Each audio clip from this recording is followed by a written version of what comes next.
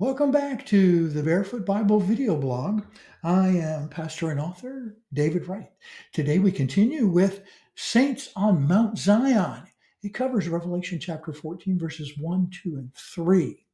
And chapter 14 kind of concludes an intermediate section. It started back in chapter 12.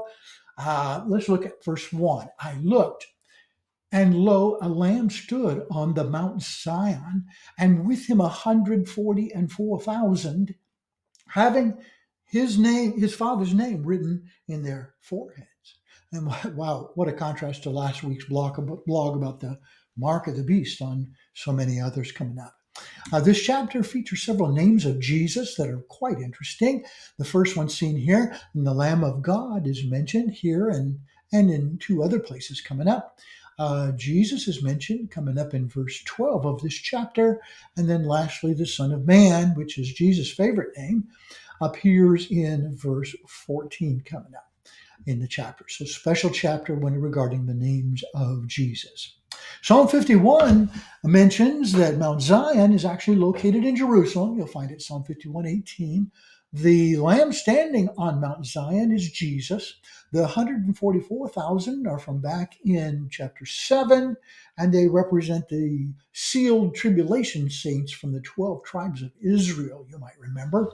Since Jesus does not return to the earth until his second coming, and this prophetic vision is of Jesus with the 144,000, it must take place after Jesus' return and after the Battle of Armageddon is already over and won. And that battle actually occurs here in this video in the Valley of Megiddo. That's where that battle occurs. Verse 2, and I heard a voice from heaven, as the voice of many waters, and as the voice of a great thunder. And I heard the voice of harpers harping with their harps. Back in verse 1, John saw the Lamb and the saints on earth, and now he hears a voice from heaven, and that booming voice belongs to the Lord, and he'll be joined by many others. In his book in Revelation, Grant Osborne provides some great background on the harp in the Bible. Quote, the harp was a 10 or 12 string lyre often used in temple worship. And he mentions Psalm 33 and some others. In the Apocalypse, harps are mentioned in the book of Revelation here, and we appreciate that background. Verse 3, they sung, as it were, a new song before the throne and before the four beasts and the elders.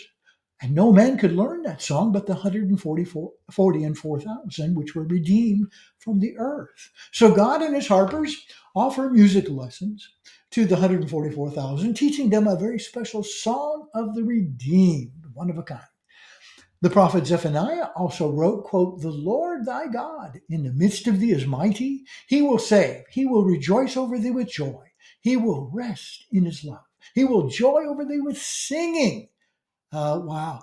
And that may be the only reference to God singing in the entire Bible. What a great reference from Zephaniah. Back in the 8th century, Isaiah also prophesied about this very same event. Therefore, the redeemed of the Lord shall return and come with singing unto Zion, and everlasting joy shall be upon their heads. They shall obtain gladness and joy, and sorrow and mourning shall flee away. Wow, that's wonderful. This prophecy fulfilling that very reference there in Isaiah. Now, next Thursday, we'll proceed with the everlasting gospel as we continue to explore Revelation chapter 14. Excited about what's coming up. Please share your questions or comments in the comment section below the video on your screen.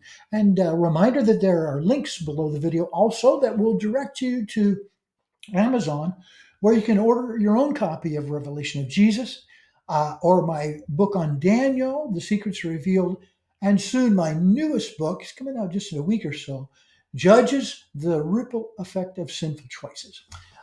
And invite you to take a look at my Facebook page as well. Barefoot Bible, appreciate so much everyone who's already subscribed. If you have not, please click like, subscribe, and don't forget to share a copy of this video with your friends.